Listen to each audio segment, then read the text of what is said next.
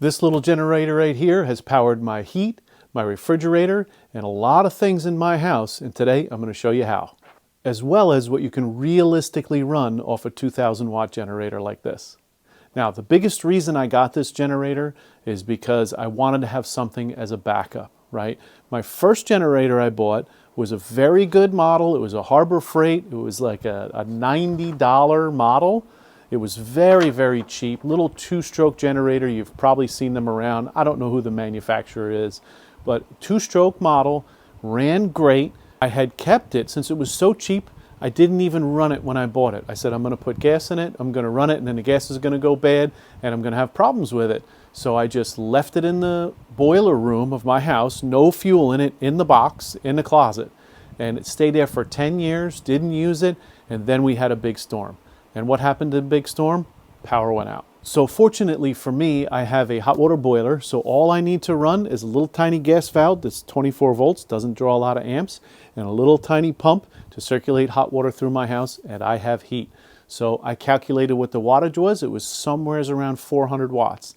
That little generator was 900 watt max, and I said its steady was 800 watts, and so I took it out of the box, put the two-stroke fuel in there, fired it up, and we didn't have power for an entire week. And I heated the house with that. Now, what I did do was I had 2 outlets on it, and I would unplug the heat temporarily, run the refrigerator for an hour or 2, make sure things stayed frozen in the freezer section, and we only got in there, open and close the refrigerator when we really needed to eat or get something together. So it was a bit of a process because I did not want to keep the refrigerator. When I calculated that, it was around 700 watts, and I didn't want to go over on my little machine, especially the little Harbor Freight machine. So yes, it ran. It ran all night long, kept the heat on in the house. It was beautiful until the 5th day when the crankshaft snapped where it meets the generator body, and boy, that thing made a racket outside. My wife was waking me up, get out there and shut that thing off, and I'm like, hey, the boiler's not on, it's cold in the house. I don't know when that happened, but it was off for some time. So did I get a value out of it for $90 back then? That was probably 15, 20 years ago when I bought that. And I said, you know what? Let me see what I can find. Because during that process, I was at family members' houses. I do heating and air conditioning work. And you can look up my Facebook page, Master HVAC Coach. Some of you know me as the OutboardDad here on my OutboardDad channel.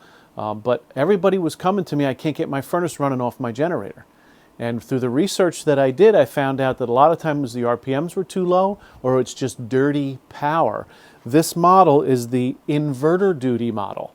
So yes, this was a lot more, 10 times more than that little generator that I got from Harbor Freight, but I wanted to have something that would be reliable, and that's why I purchased this.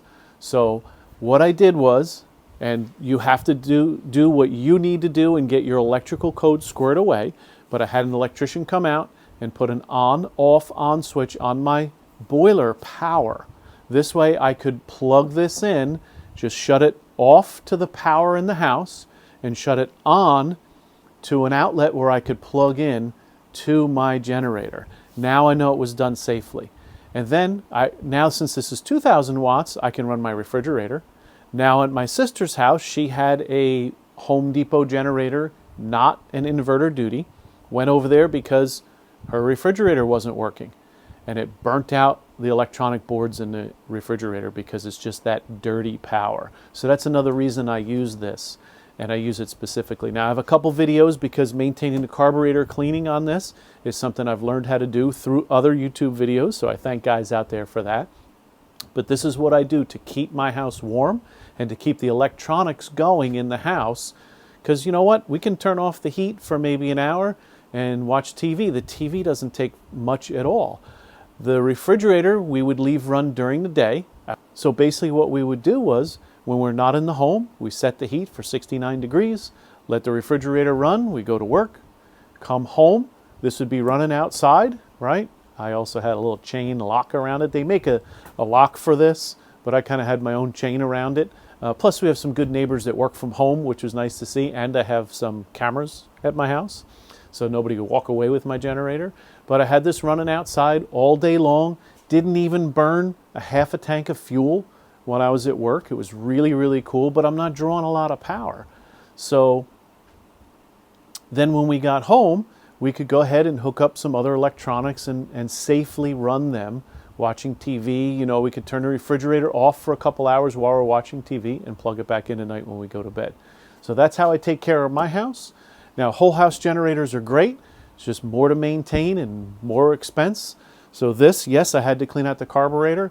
I had to watch a couple videos and discover where that idle jet was, which was the biggest problem with this. And now it runs like a top. We'll fire it up, turn it on,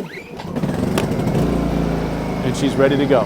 So these are nice little machines. I've probably had this 10 years now, and you have to take care of the fuel system. Now, Startron fuel treatment I recommend, and you can certainly look on my description, and you can go on and purchase this.